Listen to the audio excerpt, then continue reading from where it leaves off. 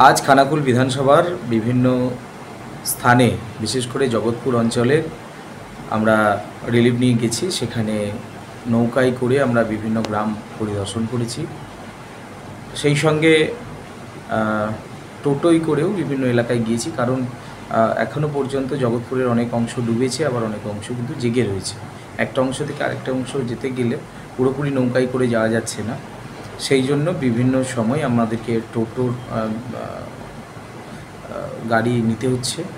আমরা টোটো গাড়ি নিয়েও সেই সমস্ত বিভিন্ন গ্রামগুলোতে পৌঁছে গেছি। আবার আমরা নৌকা ধরে টোটোই করে কিছুটা এলাকায় গেছি, আবার নৌকা ধরে আবার আমরা রিলিফ নিয়ে গ্রামে গ্রামে গিয়েছি।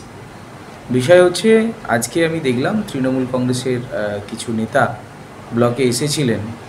ব্লকে এসে তারা বিভিন্ন সময় বিভিন্ন ধরনের বক্তব্য রাখছেন। দেখুন, এরা হচ্ছে ছ্যাঁচড়া, নোংরা। এদের নোংরা রাজনীতিকে আমরা ধিক্কার জানাই।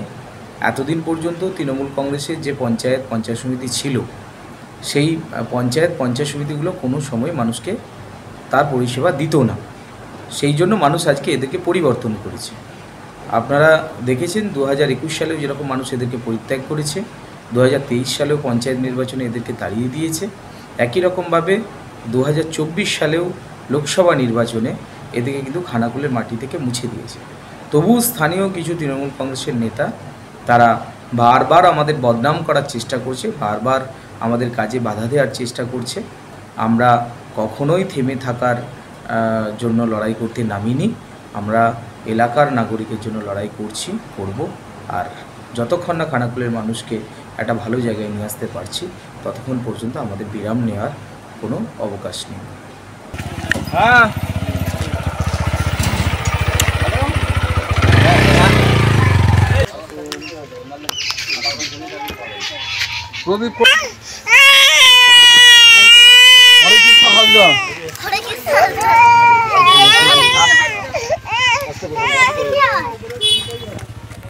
তোমার হাত দিয়েও কি হবে? এদিকে এসো, এদিকে এসো, এদিকে এসো। তোর তো ভাই প্রায় এসো তুমি, আমি তোমার পাঠিয়ে দেব। তো মনে হচ্ছে ওই আগের বছর এই এইগুলো এই হোক না যাও, এই যাও না, এই না স্যার, এই কলরা কথা বল না রে, কথা বল। রোড আছে তো, লাভটা দিতে হবে তো। হ্যালো, সকাল থেকে টোটো ভরা, দুটো তিনটে টোটো লাগে।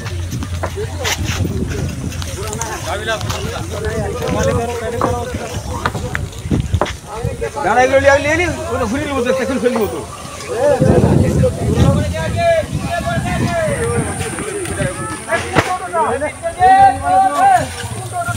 ঠিক আছে, তোমাকে আমি তুলবি তো, এখানে ঘুরে লাইন আছে বলছি সেখানে।